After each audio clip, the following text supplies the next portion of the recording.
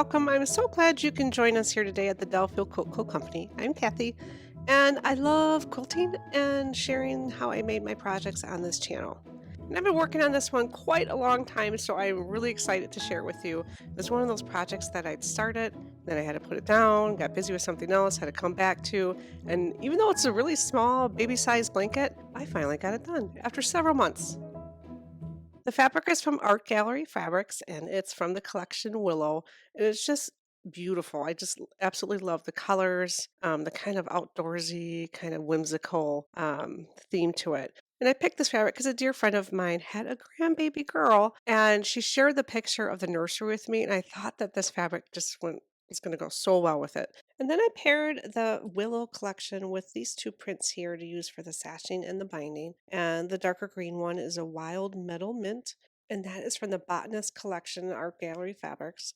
And then also from the Botanist collection for the sashing is this Crossing Paths rose. I thought those looked pretty nice with the Willow collection. As far as like the requirements for fabric, for the binding, I needed a half yard. For the sashing, 5/8 yard. And then there's 16 fat quarters in the Willow collection. I am going to use all 16, but I definitely did not need to use the full fat quarter. And I'm actually going to show you a way to cut these so that you can actually create two baby blankets out of this, one in this style. And then I'm going to do a half square triangle one later on. Here's an image of that one. And you have enough of these fat quarters to be able to do both of these blankets. And this baby quilt, even though it took me several months to do, that was only because my own life was busy, it's actually a pretty quick one to put together. And if you have like a weekend that you can get the whole quilt done, you can get it done in one weekend. And to make it go even faster, we use 8 at a time half square triangle method,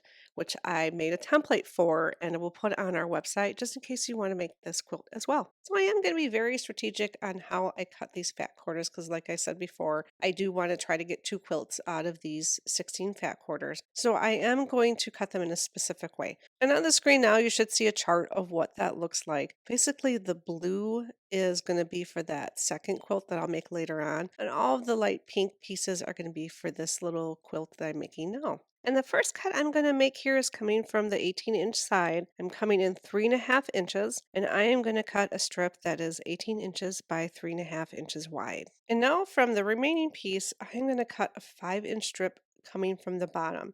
And I do want to make sure that my bottom is nice and clean, so you might need to trim a little bit off first. But then I'm going to cut 5 inches horizontally across. All right, and now I'm going to cut from the new shorter side, which should be about 13 inches if my math is correct. And I'm going to cut a 4-inch strip. So it should be 4-inch by 13 inches. And the last piece here is really just for the second quilt, but I'm going to go ahead and just cut it into 4 equal squares, which will be about 6.5 inches. And then I'm going to set those pieces aside because I do not need them for this project. All right, now I'm going to go back to that very first piece I cut, which was that 18 inches long by 3.5-inch strip. And I'm going to subcut that into 5 3.5-inch squares.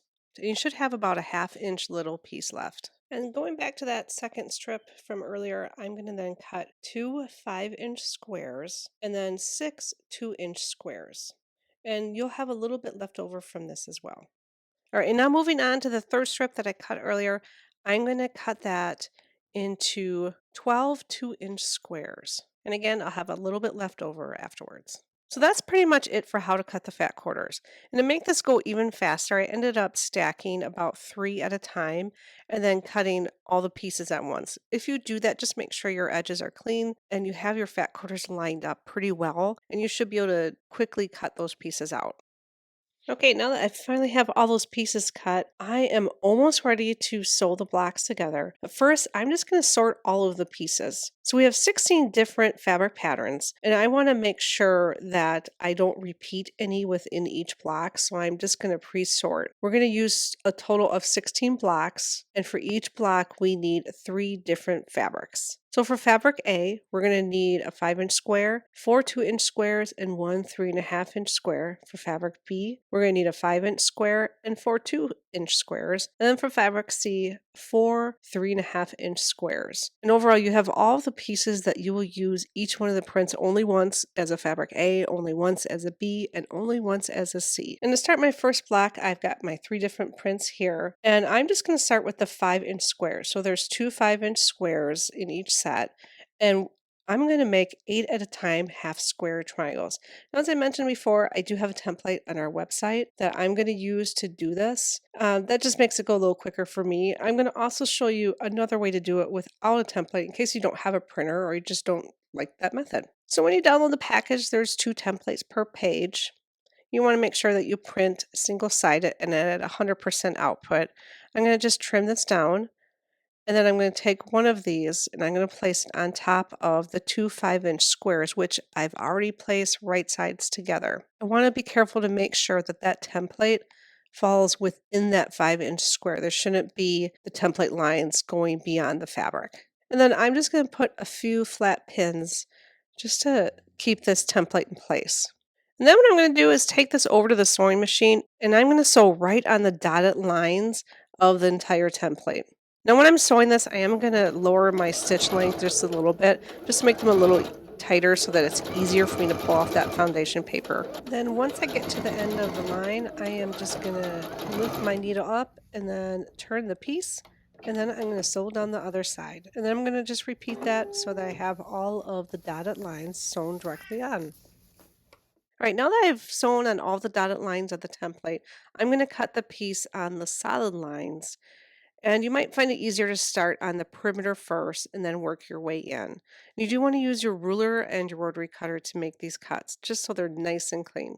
And then when you're all done, you have 8 half square triangles. I'm going to remove the paper next, and then I'm going to press each of these to the darker triangle. Now I just want to quickly show you how to make the 8 at a time half square triangles without using the template. And to do that, very simple, you're just going to draw some lines, pick one of your 5-inch squares, and on the wrong side, you're going to draw a line diagonally from one top to the bottom, and then you're going to repeat that from the other side so that you have basically an X on the back. You do want to make sure that it goes nice and straight from corner to corner. And then to sew this, it's just like with the template, except you don't have the lines to use to sew on. You're going to sew, though, a 1/4 inch from the lines you just drew. And then to cut this piece, you're going to cut it horizontally and vertically right in the middle, and then also diagonally directly on that line that you drew from earlier. And I'm also going to trim off the dog ears once I have those pressed. All right, now I'm going to grab the remaining 2-inch squares of fabric B, and I'm going to draw a diagonal line from one top corner to the bottom corner. And I am going to use my ruler to make sure it's nice and straight. And I'm going to do that on the wrong side of all of those remaining squares from fabric B.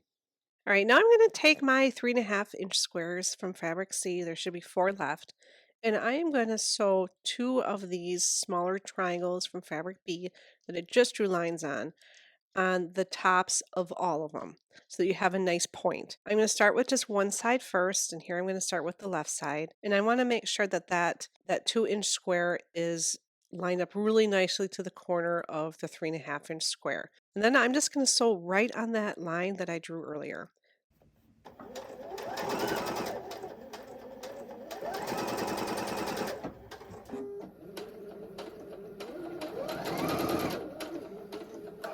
Okay, now that I've got those first round of squares sewn on, I'm just going to then trim off from a 1/4 inch from the line I drew towards the corner. And then I'm just going to press the seams towards the little triangles on all 4 of these pieces. And just like I did before, I'm going to take those squares that I drew the lines on the back, and then I'm going to line them up on the top right corner of each of the 4 pieces. And then I'm going to sew right on the line.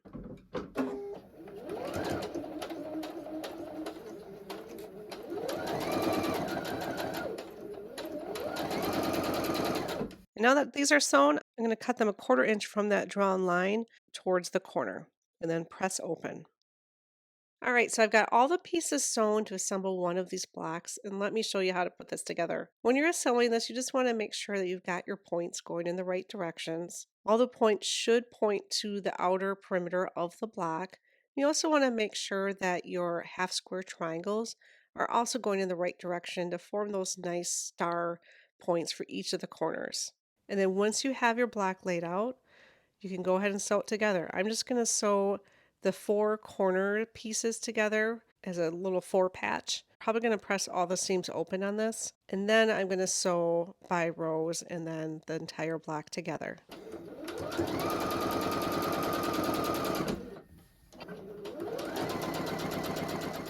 And the finished size of the square should measure 9.5 inches square, and you might need to trim it just a little bit. If you're finding your squares are turning out smaller than that, you might want to double check your seam allowance to make sure you are using a scant 1/4 inch versus just a 1/4 inch. Because believe it or not, that will make a difference once you have all the pieces sewn together.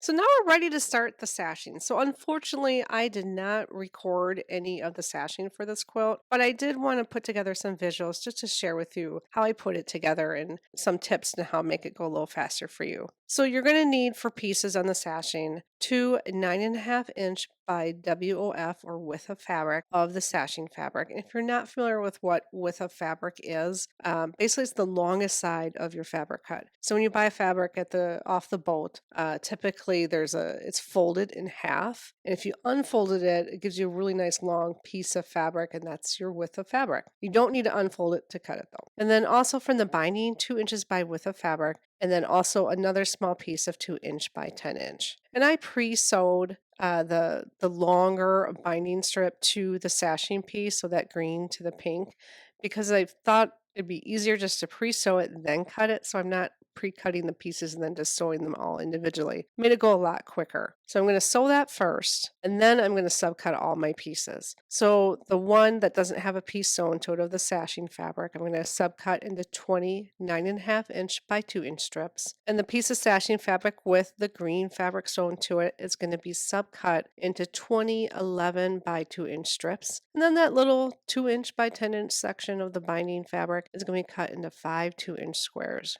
And then to assemble this, I assembled it by block. So each block I sewed basically 2 sides of the sashing onto it. I started with a piece of sashing that did not have the little green square on it. I sewed that to the block first, pressed it open, and then I sewed on the fabric that had the green square already sewn onto it. And then to assemble it, I just sewed the blocks together and then added the remaining pieces of sashing to the side and the bottom. And then to finish the quilt, really simple, I just did a grid pattern of lines that are 2 inches apart to form these squares on the quilt. And then I just put a simple sewn binding on it. So thank you so much for watching this video. If you wanted to make this project, I just want to remind you that I put the visuals onto our website at delphilquiltco.com under free resources. So if you are interested in trying this, I've got that information out there. Thank you so much for watching. I hope you have a wonderful day.